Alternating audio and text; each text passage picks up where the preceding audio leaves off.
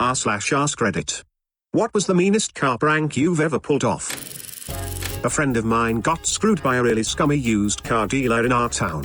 To get even, he bought a bunch of valve stem caps from Walmart and superglued BBs inside them. A BB in a valve stem cover will depress the air valve in the valve stem and slowly let all the air out of the tires. Then he snuck onto the car lot at night and replaced the valve stem cap of every single tire on every single car on the lot. About 25 cars. The next day every car on the lot had flat tires. The owner couldn't figure out what had happened to the tires, because after he'd refilled them with air, he'd put the same BB valve stem cap back on and the tire would get flat again in an hour. He never did figure out the problem. He ended up going out of business in a month because no one could test drive the cars with flat tires. We put a friend's car up on 4 blocks just high enough that the tires were millimeters off the ground. It looked like the car was on the ground. He gets in, starts it up and in gear and nothing. Got pissed that his car's transmission was busted until we came out of the house laughing. Glued a car to the road with an industrial strength silicone glue gun. They couldn't tow the car until they had removed all the tires. Never did so much financial damage in one prank. Feel sorry about it sometimes. The guy was a douche though. I dated a girl in high school who fucked me over pretty bad. Stole a lot of money and a custom pool cue I had spent a lot of money on. Spent it all on drugs. Cheated on me. The usual. When we broke up she said all kinds of shit about me, including telling my 2 closest friends that I was fucking both their girlfriends, though they didn't believe her thankfully. About 2 weeks after we broke up, a crazoid ran his car into the grocery store where I worked. He was high as a kite. I pulled him out of the car and he shoved a big paper bag at me and asked me to flush it for him before the cops came. I took the bag to the bathroom to dump it. I'm not a knock. Looked in the bag and found about 100 grams of cocaine and about $3,000 cash. I left the store immediately and took it all with me. I paperclipped $500. Took about 5 grams of the coke and put it in a film canister. I waited until the middle of the night and put the money and the coke in the front seat of her car through a partially open window and called the cops. Told them she tried to sell me the coke and gave them the license plate for her car and a description of her. They busted her a few hours later. She ended up doing 6 months, paying a big fine, has a permanent criminal record, got thrown out of her fancy private school and lost her most of her friends. I have 2 regrets. One is that I didn't put more coke in her car, and the other is that I never found out where she hocked my pool cue. Fucking bitch. There is one where the prankster pretended to shit on someone's expensive car. The owner thought the fake shit was real and pulled out it as a gun and shot the prankster. I don't know what happened next, but this kind of prank is just stupid. My brother and his friends had a good one. One kid's dad owned a junkyard. They got a car that had been totaled by hitting a tree dead on, loaded it onto a trailer and in the dead of night brought it to the school. One kid then did donuts on the lawn starting from the flagpole, using his own car. They then wheeled the junker to the start of the donut tracks with the flagpole placed snugly inside the dent, left the doors open and made shoe prints fleeing the scene. All in all it looked beautiful, just like someone had been doing donuts on the school lawn before crashing. The school towed the car around the AG building. The next night they went back, replaced it, but this time welded the car around the pole. The school just put up a don't drink and drive sign and left it for the rest of the year. Genius. There was a guy who posted on TIFU a while ago that he pranked his wife by pretending he had left their newborn in a hot car all day. She came home and asked where the baby was while he was playing video games. She knew that when he played video games, he played for hours on end and forgot to do things. He knew she knew that, so he responded, "Oh God, the car." He carried it all the way though by putting a baby doll in the back seat and running outside with his wife to see it. She thought their kid was dead and started freaking out. I think the word divorce was mentioned somewhere in that post. Drive-by shooting prank in the hood. These guys set up loud sound effects and flashlights in their car and stormed past walking people. At one moment a guy pulls out a gun and shoots at the car. I mean, you're putting your life on the line for views. What the hell? Friend and I were fishing at a local creek when my friend's brother pulled up.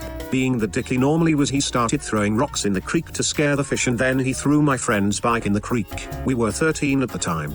My friend was crying and I felt so bad. I jumped into the creek and got his bike out, told him we would get his brother back.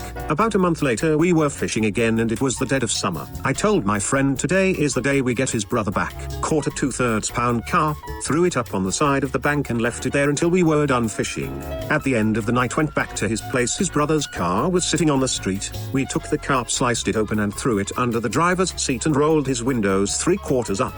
The next morning when we woke and left, I forgot about what we had done.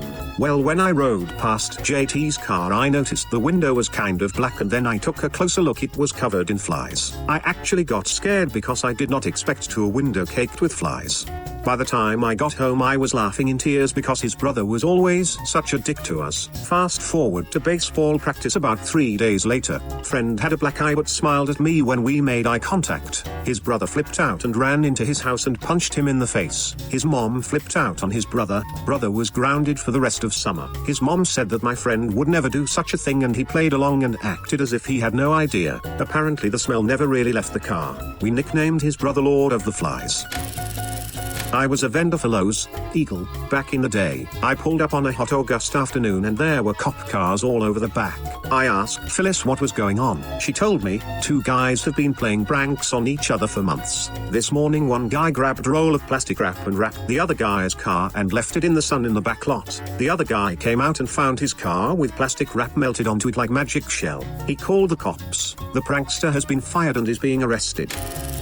No throwaway here, because he knows about it, and Reddit's anonymous anyway, so I don't really see the point. I moved in with a friend when I was about 21. About halfway into our lease, he met a girl and decided it would be cool for her to move in within a week of meeting her. She never had a job, hardly ever left the apartment, and pretty much acted like she owned the place. I decided to move out when the lease was up and made it well known that she was a major factor of why I was moving out. I found a place a couple weeks before the lease was expired and decided to move out a little early. As a way of trying to embarrass me, he took her giant rubber dildo, wrote my name on it in Sharpie and rested it on the windshield of my car for all to see. After loading up all my stuff into a U-Haul with another friend, I noticed the dildo where he'd left it. I took it and put it in the tailpipe of his truck, halfway hanging out so he would see it when he came outside. My friend who helped me move then proceeded to shove it all the way inside of the tailpipe so it was not visible. I just assumed it would get shot out of the tailpipe when he started the car. But I was wrong. Since it was rubber, the friction held it in place and it proceeded to melt inside the tailpipe and completely wrecked his engine due to the blockage in the exhaust. I should note that he had bought the truck brand new and had only had it for a couple of months. I got an extremely angry voicemail from him a few days later when he had the truck towed to the dealership and tried to make a warranty claim. Luckily, even though the engine was ruined due to the blockage in the exhaust, which was caused purposely, they still replaced his engine even though they didn't have to. We had a falling out after that for a year or two, but we're actually friends again. When I was a sophomore in high school, I dated a senior for 6 months. The relationship was doomed from the start, but I blew off the warnings from all of my friends about her. She decided to cheat on me and dumped me over the phone. Fast forward a couple of weeks after the breakup, and I was still very bitter about everything and decided to embark on a quest to quench my thirst for revenge. For my first act of terror on my ex, a buddy and I pissed on the interior of her car for 2 weeks straight. This went unnoticed, so I decided to step up my game.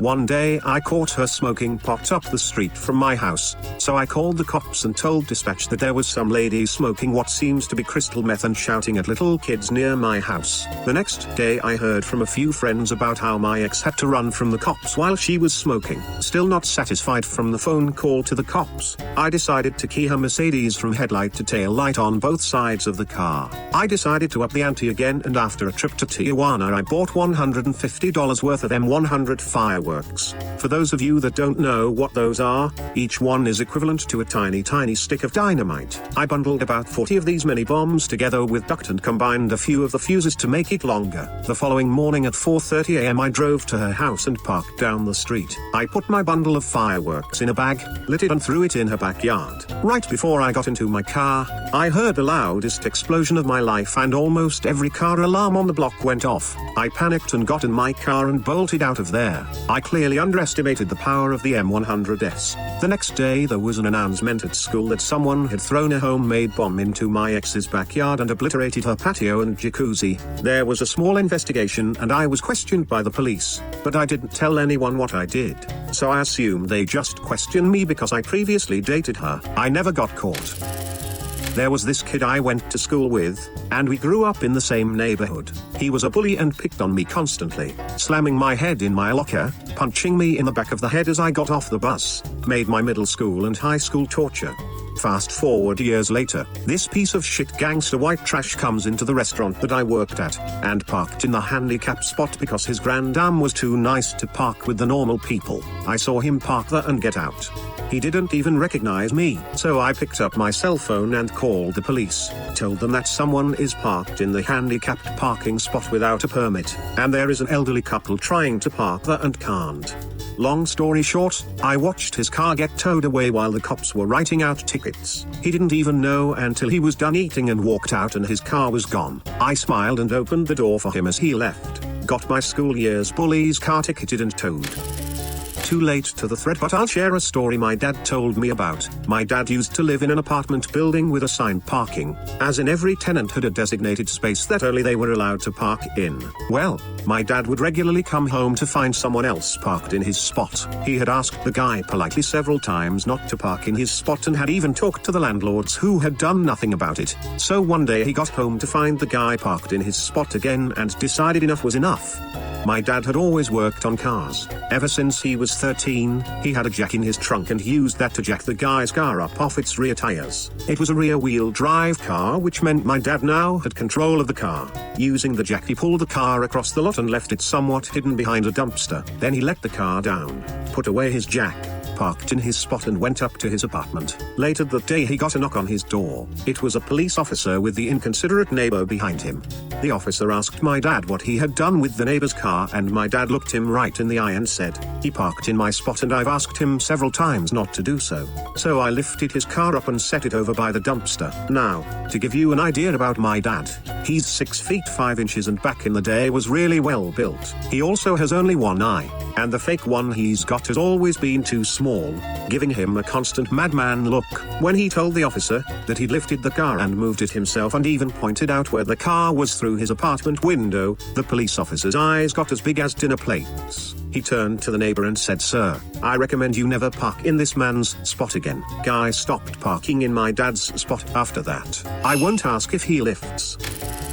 Not me, my brother. When my younger brother was about 3, my father had to look after him for the day. The plan was that he, after asking his boss, would take him into work for the day. It was office work, and he was friendly with his boss. So my mum assumed it was no big deal. My father, however, didn't want a toddler distracting him all day, so he left him in the car with the radio on and a carton of apple juice. This is Britain, so it wouldn't overheat. But either way, he was being an ass. At the end of the day, he returned back to his car to drive home, expecting a sleeping toddler who wouldn't tell his mother a thing. Instead, upon his return, he found his son jumping up and down on the front seats to the radio on full blast, naked and laughing, slipping around and covered in shit. He had soiled himself, removed his nappy, his fecal matter everywhere. Shit was smeared all over the driver's seat, the windscreen, the steering wheel, the sat-nav, the driver's window, even hand-printed on the ceiling. Our dad didn't even know that toddlers could even produce this vast amount of turd. The only car seat that was completely untouched was his own. Long story short, my 3-year brother was abandoned in a car for 8 hours, later found smearing his own brand revenge paint all over my father's beloved BMW. Serves the father goddamn right. He's lucky he only had a car full of shit and not a smashed window and a child in the custody of Child Protection Service. As a child, I would argue with my siblings in the car a lot, and my dad got annoyed enough one day to tell us all that if we didn't shut up he would hit the eject button and eject us all from the car. For the next 2 years I believed that the knob to the windshield wipers would send our seats shooting out of the sunroof.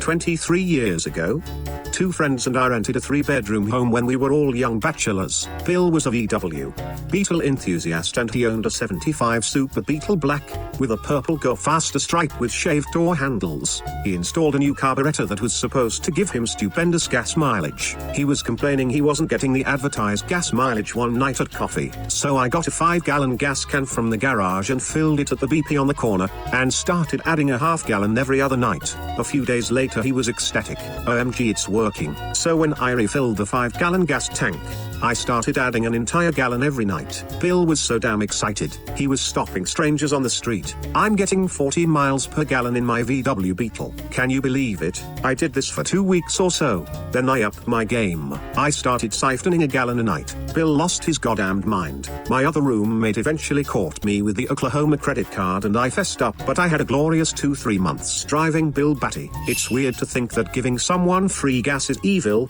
but that's exactly what I'm thinking. Laughing my ass off. You sir are an evil genius. He was probably just playing along because he knew that once the gig was up, he would have to start paying for all his gas again.